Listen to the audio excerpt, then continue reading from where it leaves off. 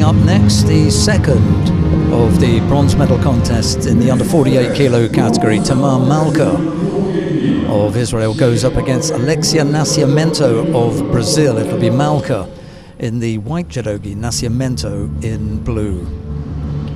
Well, miles apart on the world ranking, 39th position to 135, but as we know, that really doesn't count for much, does it? It's just about the heart and determination and the actual day's performance. And as you can see,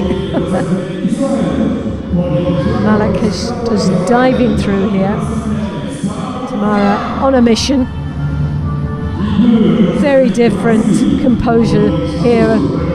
NASCIMENTO takes her time.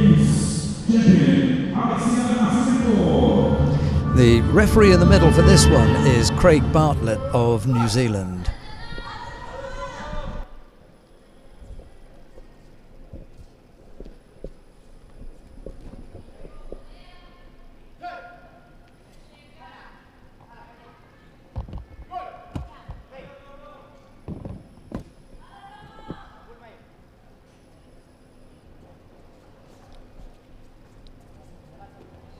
NASCIMENTO straight in, those long limbs without really a great upper body control. No Kimikata.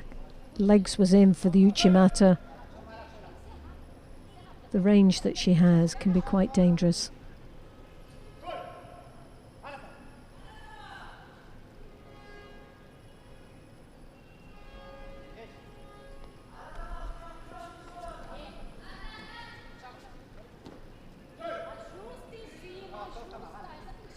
Malik making sure that long reach over the top doesn't connect.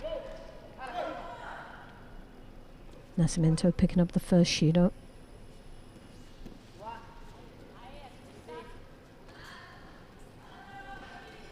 As you can see, Malik trying desperately to control that right hand.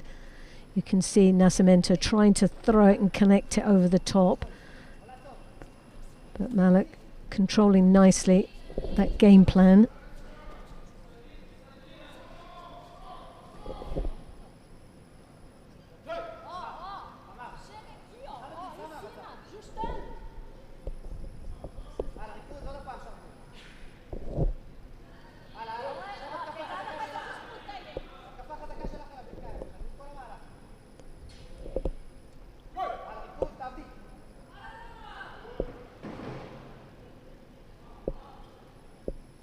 Well, a Judo apiece, 2.5 minutes still remaining in the contest. Malik with the game plan of controlling the right sleeve, keeping the hands down low and working from there. NASCIMENTO slightly frustrated there, obviously gets those sleeves caught up, and the first attack, Malik straight in off the double sleeve gripping style.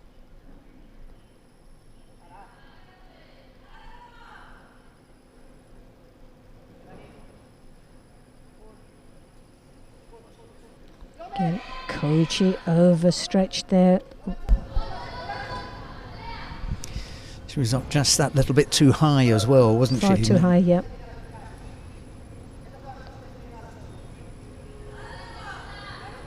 Maybe just a little bit rushed. For NASCIMENTO? No, for Tamar MALCA with that last Koji Gaki. She was way too high. Yeah. Well, as you saw, straight away as she came in onto the field of play, she was running in. So, bit of a nervous energy. They've got Chloe Cowan. And Alexia. Alexia sitting right beside her.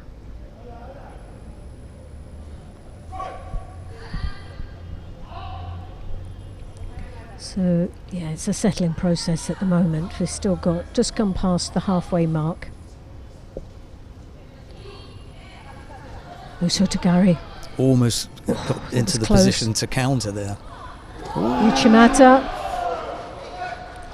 Now, NASCIMENTO obviously frustrated in the first part of this contest with the double sleeve grip MALCA was using.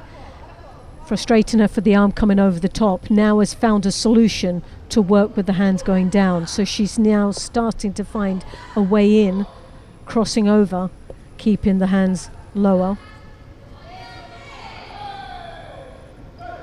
As we've just seen with the Uchimata.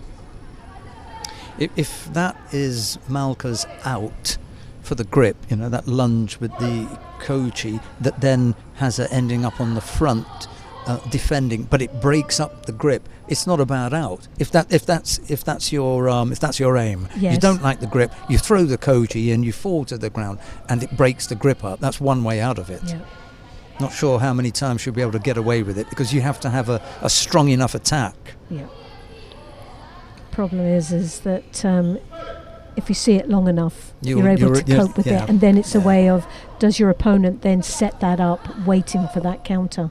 And that Tewa's a movement of the rotation from them overstretching. We saw it in the last contest, didn't we? That was the winning score, the upper body control. Yeah, if NASCIMENTO realizes that she's going to get attacked that way, you take a little bit of a step back, and then MALCA attacks into an empty space, falls on her front, and she'll pick up the penalty for the false attack. Yeah. So it's like chess, isn't it? You do this and I'll do that and I'll do that. Yeah, that's right. Ooh, Uchigari, good change close. Of direction. Yeah. She looked for the Uchimata, switched to the rear, obviously waiting for a reaction from her opponent to defend the Uchimata, to switch the direction to the rear. Well, MALCA had an opportunity for the Osotogari, didn't see it, under a bit of pressure. Yes, with the two Shidos. Yeah.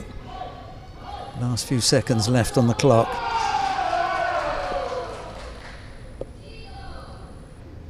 So 12 seconds remaining. Oh, MALCA looking for the Niwaza turnover.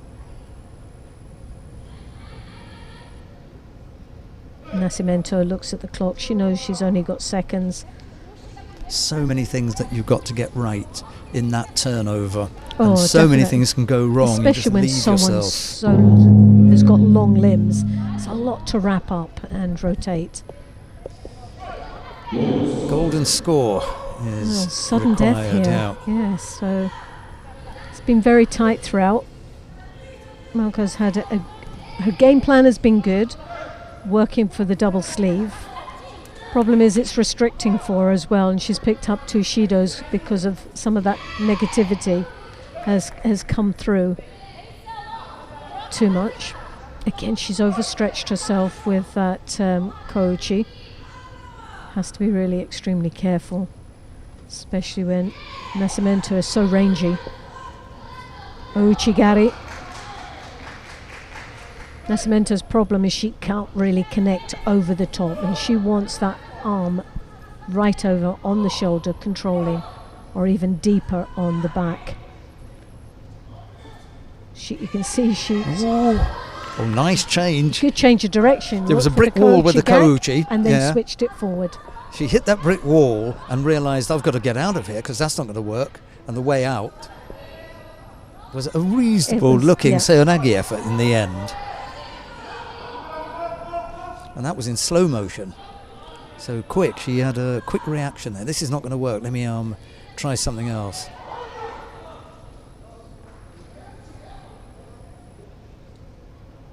It's the prospect of a third penalty that's going to trouble MALCA here. She hasn't got a lot of leeway, has she? This is the issue she has. She's coming with these two Shidos, and that's just going to be... That's going to be the massive danger. And when you're having to chase and stay fully engaged, you can't afford to be slightly flexible or negative in any way. Where NASCIMENTO, she went right over the side, and MALCA does it. She scores a Yuko in golden score, 1 minute and 18 seconds. Just NASCIMENTO defended the last attack but fell over the opposite side. Yeah, it always gives you the impression that the athlete has been a little bit fortunate when they go off on the other side, because it wasn't quite what what they intended. Yeah. They definitely intend to put their opponent onto the scoring part of the body. Just so happens that they went off the other side. Yes. Well, it was a great fight right from the beginning from MALCA. She really did have it all planned out in what she was going to do, to not only do the judo that she had to do against someone that really, that it was that right arm that she was controlling all the way. Maybe didn't suit her style, but she knew she had to control those hands and keep them down low rather than up high. But in a way, Tamar MALCA hanging on to the sleeve for that long, doesn't matter that she came off the other side, because it's the hanging on to the sleeve that brings her down onto the scoring part of the body. So it's full control. Exactly. Full control at all time. Yeah. That was good.